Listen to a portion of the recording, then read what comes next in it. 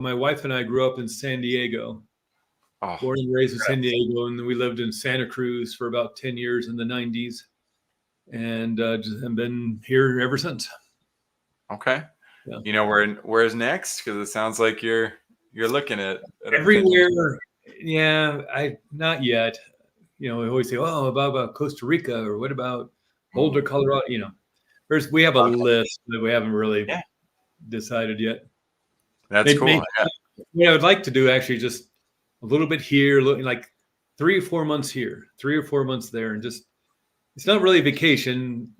You get to know the place, you get to know cafes and restaurants and the people and the hikes and the nature outside of town, but then you get to go explore somewhere else. It's like the Florida snowbirds. Yeah, quite a few people who do just that. Half the year one place, half the year that's the problem, because a beautiful place like Florida in January and February, just like Phoenix is amazing in January and February, 70 degrees. It's like it's been 100 days of over 100 degrees in Phoenix. It's like you can't have 3 months of 110 degrees. So there's always something. Oh yeah, absolutely. Life changes. Lots of opportunities there. It's I live in Texas, so we have those extreme weathers. New Braunfels. It's right in between San Antonio and Austin. Oh, okay. Yes. So, yeah, got a lot of Meriwethers in San Antonio and in Dallas and Fort Worth and all that. Okay. Yeah. Very good. Well, today we're going to be talking about putting anxiety and leadership to the test. We got Craig Meriwether on here, clinical hypnotherapist. And one of his unique abilities is to help individuals pass their tests. And overcome the anxiety associated with that. So we'll be talking about that too. But before we dive into those subjects, and I also want to give one more caveat, Vision Pros. We're all tested in life. There's lots of different tests that we have to pass, whether it's in front of a boardroom, or it's talking to your boss, or it's a school test. Maybe you have a child who's going through opportunities for testing. There's so many different applications for the realities of how anxiety can get in the way, or prevent us from being able to do what we need to do. So we'll be collaborating about that later in the show. Before we do, again, Craig, what are 3 resources that you recommend for other entrepreneurs or visionaries on their journey? Because you've been building businesses for a while now. Right. My main resources, I know probably people talk about this book or that book. And I think a lot of people have the books they need to read. I certainly have a stack of 6 or 7 on my bedside that's been sitting there for about a year. And so when I was thinking about this, the resources, really what I wanted to offer to people is ways of getting themselves in state for their day. And that's been probably the most resourceful thing I've been able to do in my life. And whether that's some form of meditation or intentional prayer, or doing something like Tai Chi or Qigong or yoga, or taking a walk outside in the sunshine or in the rain, if that's what it is, a way to settle yourself before you start your day. And I know that's maybe a little difficult when you got 2 or 3 kids, you got to get off to school and you got that meeting right at 9 o'clock. But if there's a way somewhere, even if it's just for 5 minutes, and maybe at a point somewhere during our conversation, Jackson, I can show people a little technique or 2 that they can do in just 5 minutes to help settle themselves. I think that'd go along with the conversation that we're about to have. But just a little exercise, even if you have 5 minutes. Okay, I get it. You don't have an hour. You don't have an hour and a half. But if you take 5 minutes to settle yourself, put yourself in state with whatever that needs to be. That may be the meeting at 9 o'clock. That may be the parent-teacher conference at 3:30. That may be the family gathering at Thanksgiving dinner. Put yourself in state of who you need to be. Every actor, every singer, every presenter, whether you're Tony Robbins or someone else, puts themselves in state before they walk out into whatever performance, quote unquote, performance they need to give. So what about you? What about putting yourself in some sort of state, just taking a minute? Huge. So that's what I like. Quick question. You name dropped a couple of people. Do you work with those level of individuals?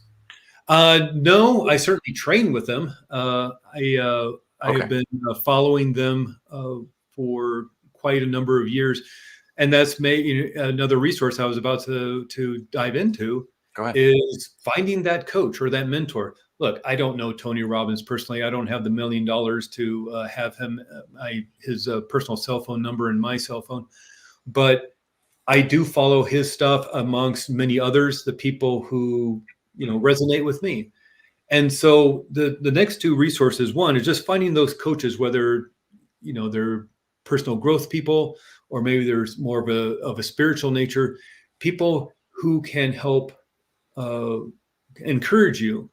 And those are the books to read. Those are the YouTube videos to watch. Finding that group of people, it's that thing of the 5 people you're going to invite to dinner, and it's Abraham Lincoln, and it's Gandhi, it's Mother Teresa, or whoever.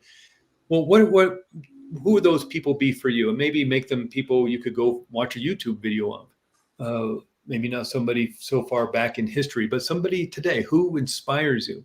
But then the third resource I'd like to offer to people is creating a mastermind group. And this has helped me so much over the years in terms of just being encouraged and being supported. It's nice maybe if they're in the same field as you, but one of the best mastermind groups I had was just with 2 other people. We met once a week. They weren't really doing the same thing I was doing, but we were there to support and encourage each other. And there's an accountability there that happens. When you tell somebody at your meeting, your gathering, you're hanging out for coffee, you say, well, by next week, I'm going to have 2 more chapters written in my book. By next week, I'm going to have that video made. By next week, I'm going to have my, Facebook or Instagram or TikTok all organized. You better have it done by that next week. Otherwise, you're going to have to explain why that didn't get done.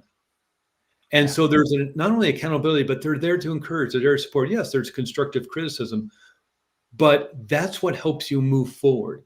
So while not necessarily resources in the form of books or maybe videos to watch or documentaries to watch, if you were to find a way to put yourself in state and also have those resources of maybe, the mentors, whether you know them personally or not, and create that, if it's possible for you, create that mastermind group. Zoom makes it super easy to find people from around the country, around the world to gather with and encourage each other. And that's what's helped me. One of the things I love about what you're doing is your skill set. The things you're talking about nurture a lot of beginners on this journey. You have a big heart for helping people get out of that darkness. I'm going to level up everything that you said a little bit in a controversial style, because it's so important that if you're going for excellence and you're going for that next level, you're the visionary who really wants to bring it to fruition, then a lot of these elements aren't going to get you there. So getting into flow state, absolutely huge. You mentioned the books on the shelves. Most of us have not read the books that we need. That's why we have to keep reading. I remember the E-Myth. I regret not reading that the day that it came across my desk. Yeah. I read it 8 years later. Right. It's super, super valuable. So definitely make sure that you're diving into those. I know Craig wasn't pulling those away as much as saying, hey, there's other opportunities here too. Coaches and mentors, look at the playing field and see who's actually winning championships. Very few coaches are actually championship level coaches. Most of them are pretenders. Most of them will tell you what you need to do, what you should do, what you have to do. Those are control words. They're control tactics. So knowing how to recognize the difference between somebody who is a championship level coach that also inspires their players to move forward versus one who controls, super, super important to recognize that. I love the 5 people dinner concept and masterminds as well. One other thing that was said there is, yes, constructive criticism is necessary, but there's no but to constructive criticism in entrepreneurship and vision life.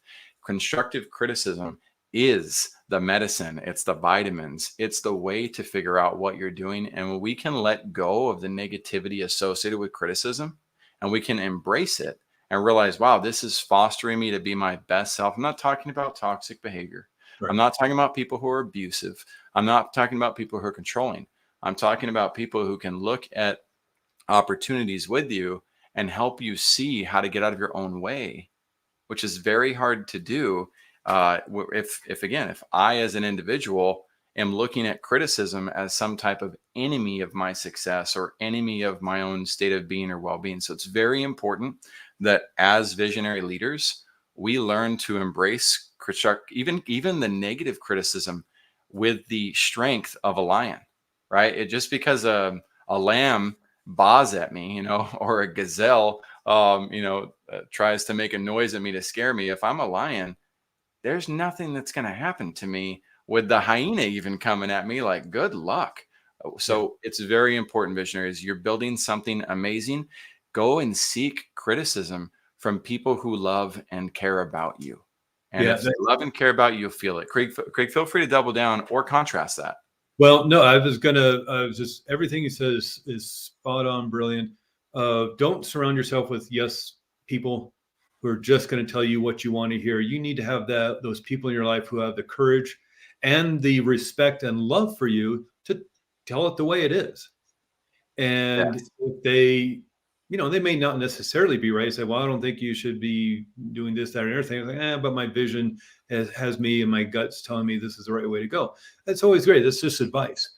But what's important about that mastermind group that was so important to my growth, not only just as a person, but in business and other endeavors, was that the honesty of, well, I'm thinking about doing this. It's like, ooh, I don't think that's a good idea.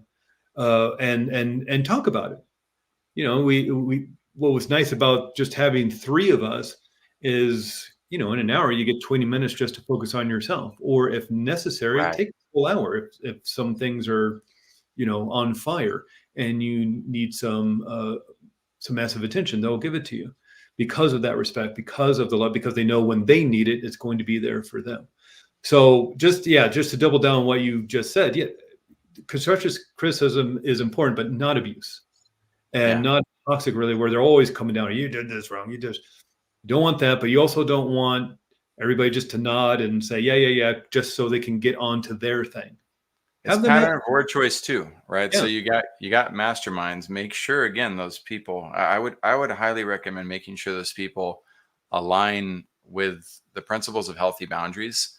And we can recognize if they constantly tell you what to do or not to do, that shows the signs of somebody who is controlling in nature versus somebody who says, tell me more about that. Right. And figures out a little bit more about the depth of it. And then says, well, if that's what, you feel called to do, then you might do it. And here's another perspective.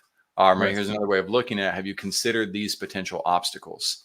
Right. It's because if I had told, if I had a mastermind with somebody and they're like, hey, I'm writing a book on a napkin, and I'm excited for it. And I said, well, you should never write a book on a napkin, I don't know if you should do that. I could have very well discouraged J.K. Rowling from writing Harry Potter and becoming a billionaire. So having that knowledge, to not control the actions of others and to recognize how to bring people into a mastermind environment that can be supportive. And as Craig talked about, we're going to circle back to this after the break. Not immediately, but hopefully in the conversation. I love to talk about how to recognize yes men personalities, because it's not the person who comes to you and just says yes to everything. We have very subtle ways as individuals of influence and manipulating. And when we learn those, we can either learn to use them for good or to use them for bad. And if you can learn how to detect them, you can see who's coming to you and who's coming at you in life. And I have a feeling Craig's got some very good insights related to that as well. So we'll be right back and we'll dive into Craig Meriwether's vision, talk more about anxiety leadership and putting those to the test.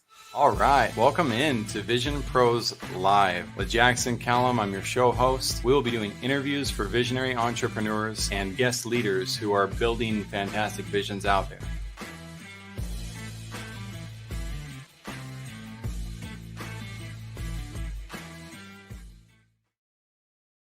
What's up, everybody? Welcome into another episode of Vision Pros Live. I'm your show host, Jackson Calame, founder and CEO of First Class Business, and I'm excited to have Craig Meriwether on today because we're going to be talking about a lot of very powerful elements related to anxiety and leadership.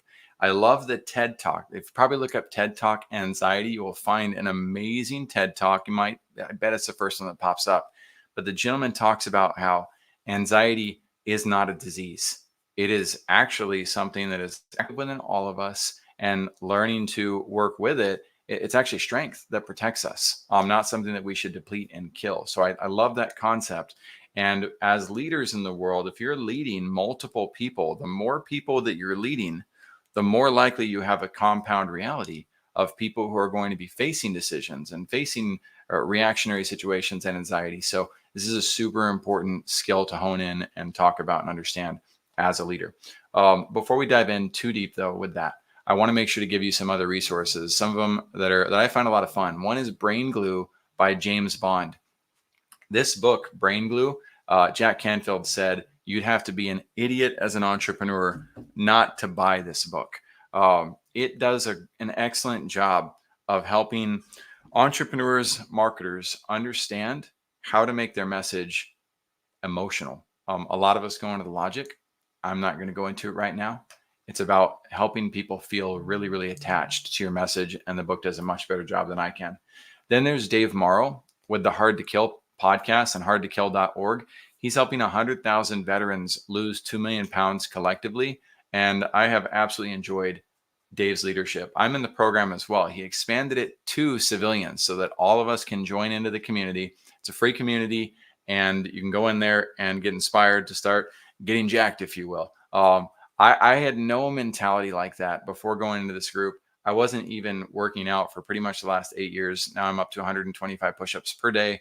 And I just added on to my weekly habits of doing 40 oblique crunches. And somehow he has Miyagi'd me into being my best self physically. I highly recommend checking out what he's up to and building that community out. And if you're in the Atlanta, Georgia area, he's at that Military Influencer Expo presenting right now. Go check that out. Lastly, there's the Water Project. We're not affiliated with the Water Project, but I'm a huge fan of what their mission is and their transparency for how they give back. I had never had to consider what it's like to not have clean drinking water in my life. So when I found this and started to learn about it, I literally forced myself to say, you know what, I don't feel emotionally attached to this yet, but let me check it out. And what I saw was these kids, they celebrate water like my kids celebrate Christmas Day. And there's millions of people out there who don't have access to clean drinking water.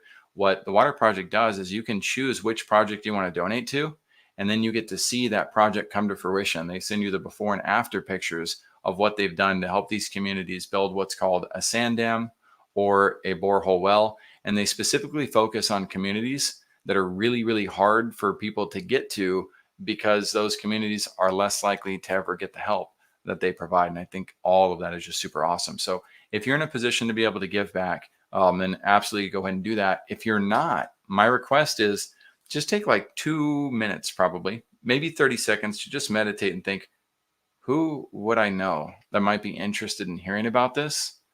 And then send them the link. You never know how far the ripple effect of doing good will go. And we got 8 billion people to help.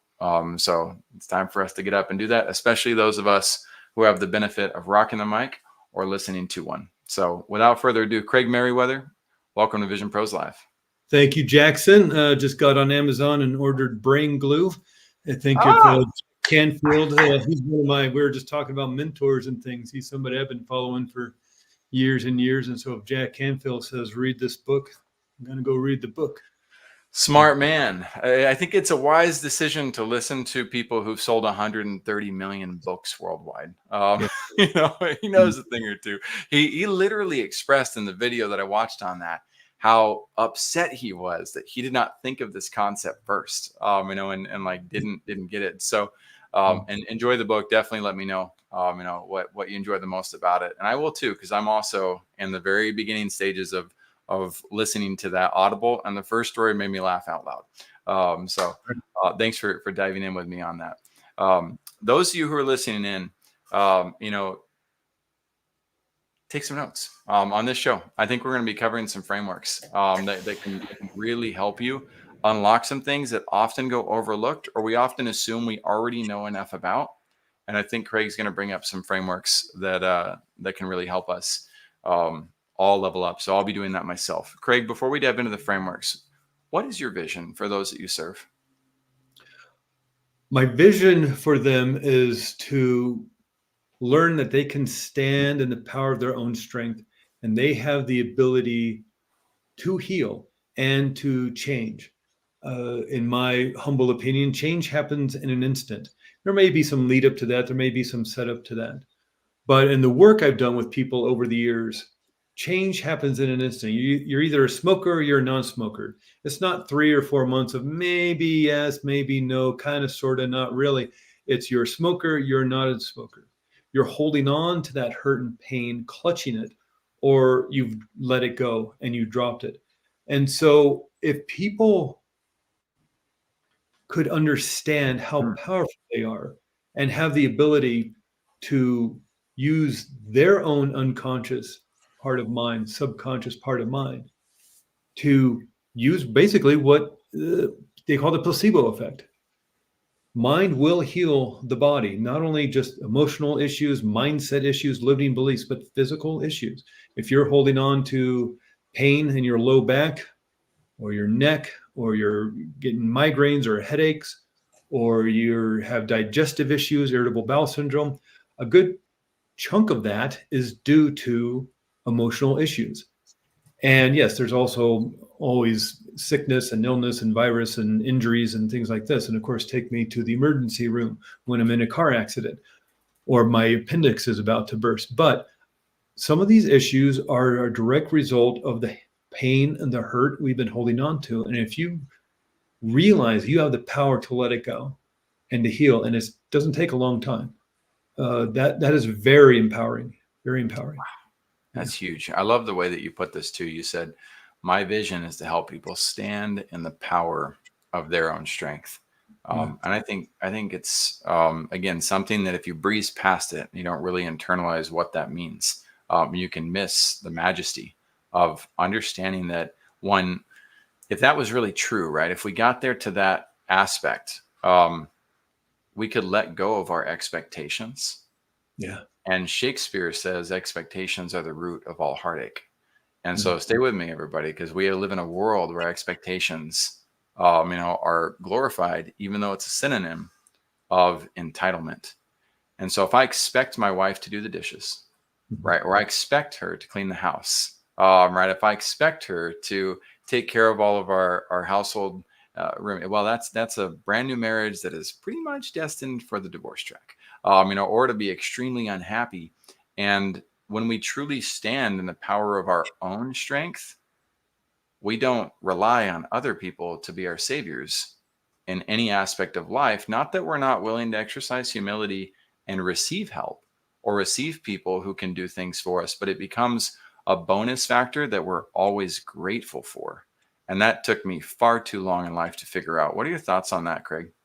Yeah, I think that's really part of it. It's those expectations that we have of other people. And I think the big part of the frustration comes when we don't even let them know that we have expectations of them. And yeah, I know you're talking about the dishes and vacuuming and things like that, but sometimes just expectations. Can you sit and listen to me?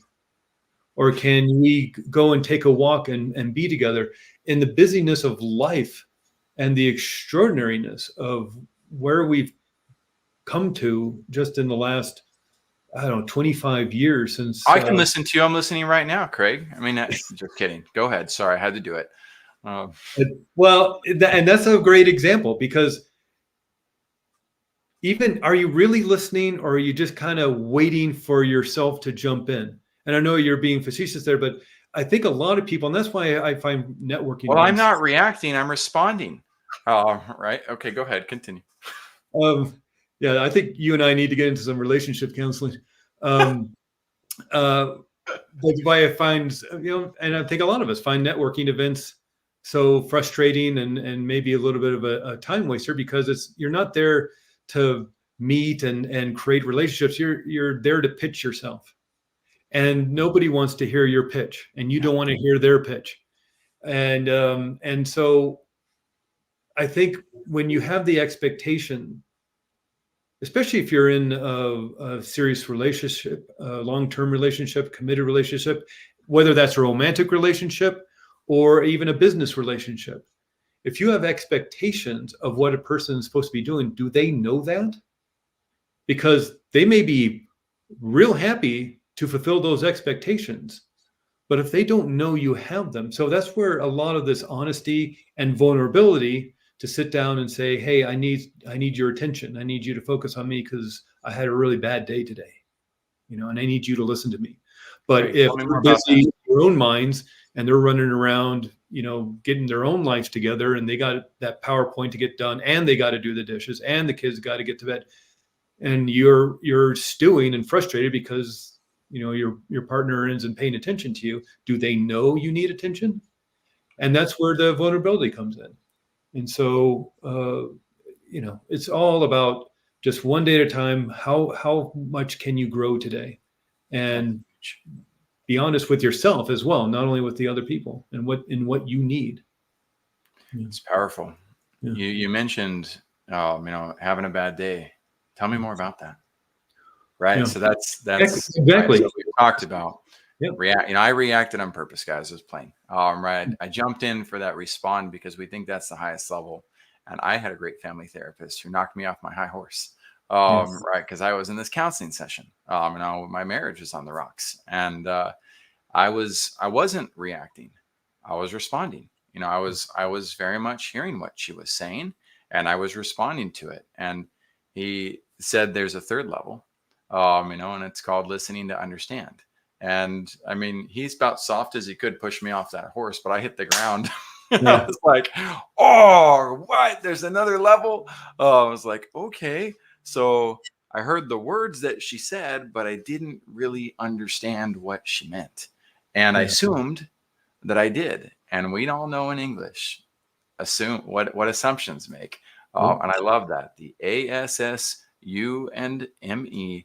it makes an ass out of you and it makes an ass out of me when I'm the one who jumps to assumptions. I'd write that framework down, by the way, if I didn't know it, because it has saved me from myself many times. And sometimes when I find myself in a travesty with somebody, it's because I jumped into an assumption. So Craig, what's the worst leadership experience that you've ever had? Well, I guess it kind of comes back to what we were just talking about. It's the having expectations, leadership having expectations of you, but not informing you of what those expectations are. And so you're thinking, oh, I'm going home at 5 o'clock on Friday. And they're thinking, oh my God, sales aren't where they're supposed to be. And, the leadership is worried about even making payroll. You don't know that. And they're expecting everybody, okay, because they're going to work all weekend long.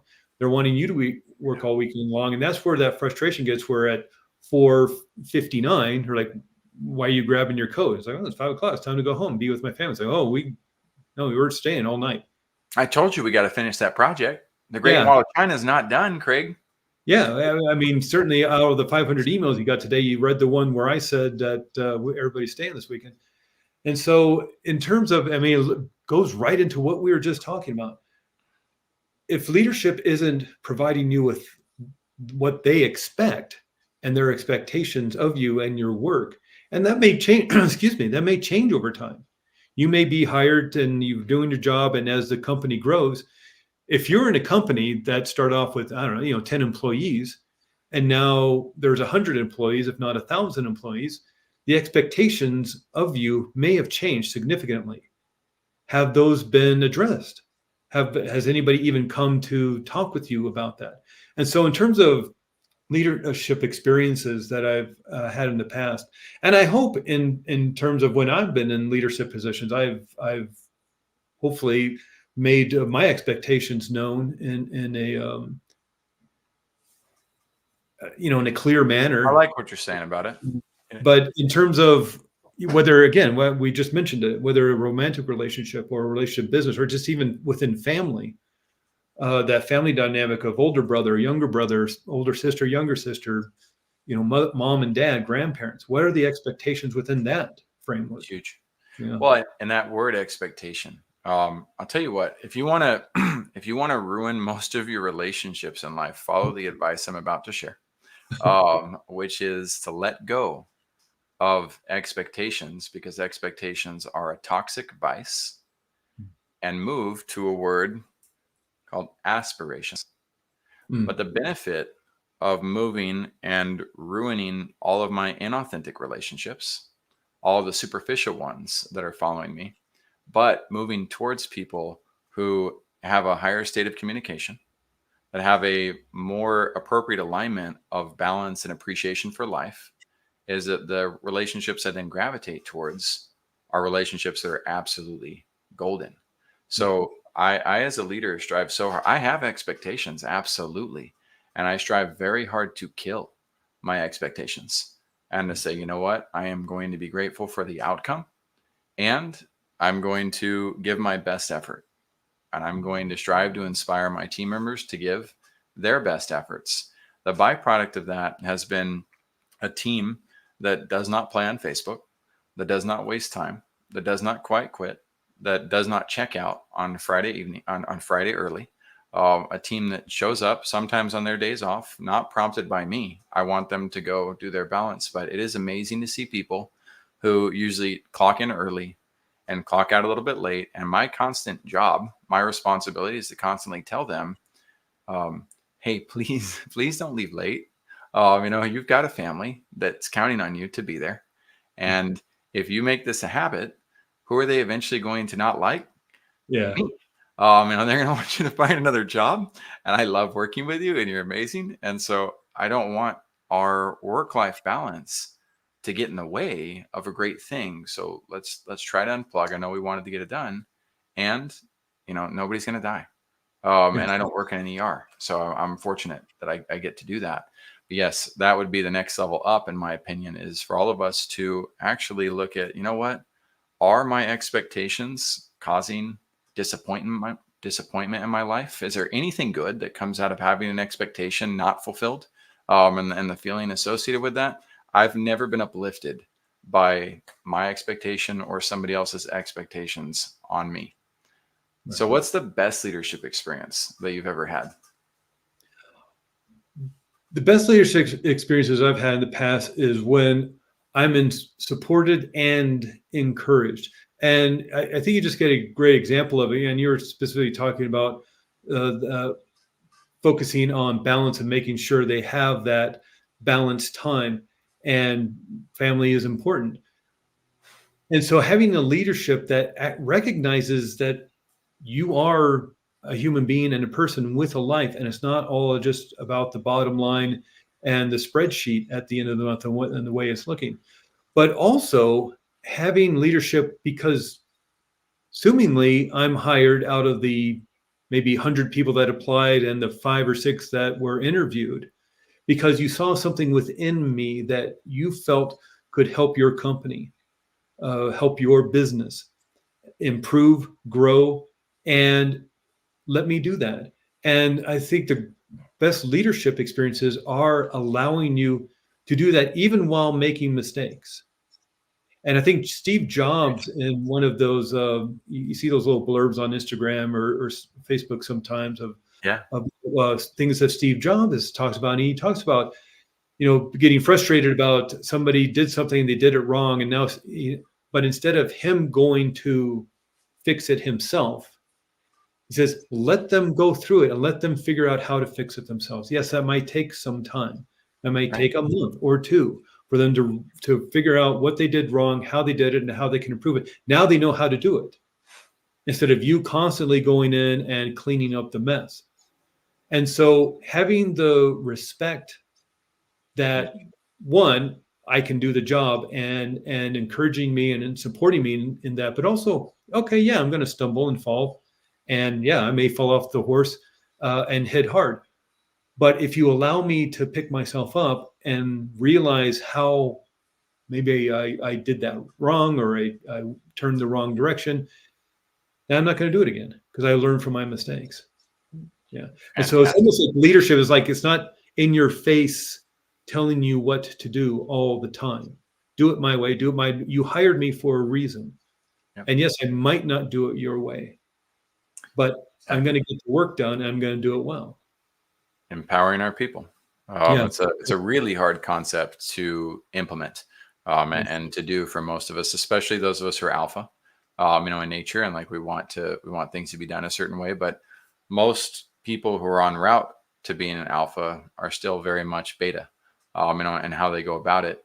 And that's that discipline that's that like inferiority complex of having to control or trying to make things happen a certain way versus a true alpha that does exactly what you're talking about, allowing the space for things to happen, knowing there's slight consequences, but the long-term travesty and consequences of doing everything yourself or forcing the issue is far more catastrophic. This was the last opportunity, Craig, that you had to share a powerful lesson. Yeah. What powerful lesson can other visionaries learn from your experience? And this was something I learned a while ago. It was actually just a story. I think I might have read in a book or heard somebody else say. But this manager of a big business was talking about his experience of growing his company. And what was interesting is he lived down the street from a vice president of a company who had been managing companies for decades and was maybe even close to retirement. And what he would see this guy at barbecues and neighborhood gatherings and get-togethers, and they would talk business. And this, he was managing a smaller company that was growing, and he was doing a lot of the work. And the manager, who had so many decades of experience, would pull him aside and say, "Look, you're doing all this work. I see you come home late on Friday. I see you not, going to work on Saturday and Sunday. You're a manager. That's for you to manage other people. You're going to grow this company, and you're going to go from 10 employees to 100 employees in about a year. You can't continue doing everybody's job. And so from now on, you're going to leave at 8 a.m. and you're going to be back home at 5 p.m. and you're going to be home on the weekends." And this new manager promised that he would do that, and he would look out the window and wait until he saw the other guy leave for his job. Then he would grab his briefcase and get to his car and drive to work. And he knew I got to be home by 5, because he wanted to be home in his car in the driveway for when the other guy came on to see what he was doing. And that was the best thing that ever happened to him, because he grew the company to 100, 200 employees. Of course, he can't do everybody's job, but he was there to manage. And that was very inspiring to me, in that if I need somebody, I'm just at the moment just kind of, I hire consultants to help with graphic design or maybe podcast editing or recording editing, things like this. I don't have employees per se, but if I do need that extra help, I let them do that. I don't edit the recording and then give it to them so they can tighten up the recording. I say, you do what you need to do in the way you need to do it. And that saves me all the time, so I can start focusing on something else. Correct. Huge, awesome, powerful principle. The E-Myth does an excellent job of breaking down how to do that as well. It's, again, that book changed my life, and helped me level up in big ways as a leader, because a lot of times we do try to do it all. Right. We try to be the one who gets it all done. But the second phase of that is we hire people, and a lot of times we hire them and we move way out of the way and we just let them go nuts with what they're doing. And in the worst case scenario, we actually hire an absolute rock star. But the rock star continues to do more and more and more and more. And they usually don't set healthy boundaries. So they usually end up doing far too much while we enjoy that process. Well, what happens when that rock star then leaves because they felt taken advantage of? Then you end up with a huge amount of success thanks to their contributions. But now you have no idea what procedures, resources, and templates they followed. So the implosions that can occur in business are many. There's so many different variables and variations of what that can look like. Right. It's very important to know how to develop the personnel skills to be able to empower people the right way, position them for success, and continuing to magnify our own leadership. With that said, frameworks, Craig, we did promise it. And so I'm excited about it. Go ahead. I'd love to to have just one framework for you for either leadership or managing anxiety. Either way, I know it's going to level us up. So, Well, what I like to tell people is what's strongest within your mind is what you practice over and over again.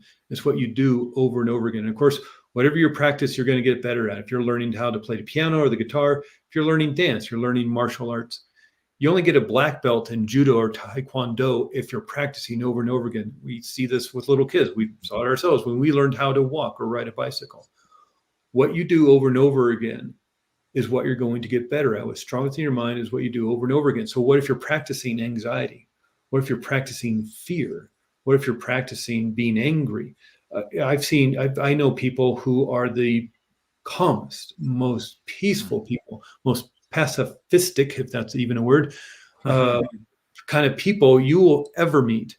And yet you get them behind the wheel of a car on a freeway, and the rage that comes out, the anger, the curse words, and because they have trained themselves that while in this little capsule of a piece of metal with their hands on a steering wheel, sitting in this kind of strange little seat with a seatbelt and moving their foot from the accelerator to the gas pedal, puts them into a certain state. Unfortunately, it's a state of anger and rage. And by practicing that, they're literally anchoring this kind of environment, even to the music that may be playing on the radio or through their phone or whatever, to this experience. And this experience has trained them to get enraged. And so maybe what in your life do you notice that the minute you realize this event is going to happen, and which may be Thanksgiving dinner with family, or that get together with family, that all of a sudden the anxiety or the anger or the frustration starts up. Maybe it's not family, maybe it's work, maybe it's something else. But what you practice, you get better at. But what's fascinating about this work, it doesn't take weeks, I should say, it doesn't take years and months to change. It may just take weeks, because what you practice, you get better at. And so if you're noticing an aspect of yourself, maybe it's anxiety, maybe it's fear, maybe it's anger, maybe it's overwhelm or worry or something else. If you're noticing an aspect of yourself, a mindset issue, you're allowed to change that. Now, it does take some practice. It does take some work. But again, it doesn't take months and years to change your state of mind or even state of body. You start rewiring your brain in less than a week. They've showed that through multiple research studies. And the University College of London states that it takes 66 days to create a habit. That meaning that whatever that activity or thought process or mindset or even emotional state you want to create has become an automatic habit within 2 months, 2.5 months. So by practicing, and depending on what it is you want to work on, by practicing multiple times a day, even if just 5 minutes here, 5 minutes there, 10 minutes over there, you can start rewiring your brain, creating new neural pathways within your brain in less than a week, and have a fully formed habit within about 2 months. That's pretty extraordinary. But it's that thing, you have to do it. It's like some of the addiction kind of programs say, the processes work, but you got to work the processes. Just like you were talking about a little bit ago with your physical health. I mean, you didn't start with 100 push-ups. Well, I would. It's funny though. I don't agree with the timelines, because timelines are arbitrary depending on the person. But so the general realities that exist out there, they're important benchmarks. But for general statistics, my life was supposed to be an absolute failure. I was raised by my single mom in a broken home, experienced all the different types of abuse you can. And so there's all these, so you grow up learning that, okay, well, you're supposed to be the failure. And I knew that I needed to live a different way, in order to get different results. And so I'm 100% in agreement with you that I love that you said, where are you practicing those aspects? So when I got in my car and one day, I don't even remember what prompted me, I just realized, like, you know what? I sit forward when I drive, and I'm like, it's go time. And I don't believe in the defensive driving. I believed in proactive driving. And so it's like, you can be mad all you want, but see ya. I'm weaving in and out, making sure I'm getting to where I go. But I changed that years ago. And one day I just decided, I was like, you know what? I was like, I'm going to lay my seat way back and scoot it way forward. And I'm going to drive in a super chill position. And I find myself often going, you guys are going to hate me now, under the speed limit. I find myself saying, you know what, if I'm going to be stuck in traffic, I've got Pandora, I've got TED Talks, I've got all sorts of things I can do. It's no different than being in my office. Right. Why not just enjoy this process? And then, I'm a little bit aggressive. So when somebody gets upset at me for whatever reason, and you can see them honking, you can see them yelling, I like to go like this. I put my ear up to the window. I don't know, maybe someday I'll get shot for doing it, but I like to just tease them and be like, I can't hear you. And I don't have anxiety when I drive, and so there's lots of things but we don't have to rely on the timelines, and we are out of time. But one thing that you also shared, you talked about you're a smoker or you're not. And it made me really happy because as much as I love the AA programs and what they do for people and the programs like that, so many people fall into this trap of permanently label themselves. And those programs encourage you to do that in some aspect. And I think it's beyond unhealthy and stupid. So there's this movie, The Gambler, and in it, Mark Wahlberg, I'm going to ruin the movie for anybody who's listening, by the way. But when he goes to the end and he finally finishes his last gamble, and he has destroyed his life and everybody's life in the process pretty much. And he finishes his last gamble, but at the end of the movie, he ends up giving that money to the people who he owes it to, and he walks away with nothing. And one of them wants to give him $100,000, and he tells the guy, F you. And he had just gotten this lesson from the guy that you should have enough money in your life. Like, you arrive when you get to the point where you can say F you to somebody and just move away because you have the money. Well, Mark Wahlberg in the end of the movie says, by the way, I'm not a gambler. Then he walks away from the $100,000 and says, F you. And he's got nothing, right? Nothing but his relationship that he's going back to.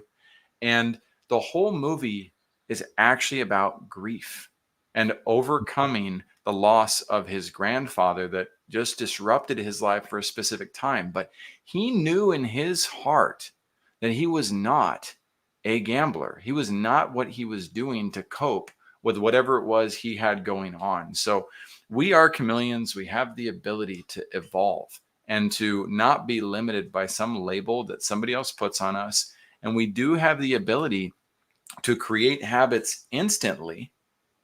I'm not saying it's easy, and I'm not saying I have the framework for all of you. All I'm saying is, please don't beat yourself up if you're like, well, I'm not at day 66 yet.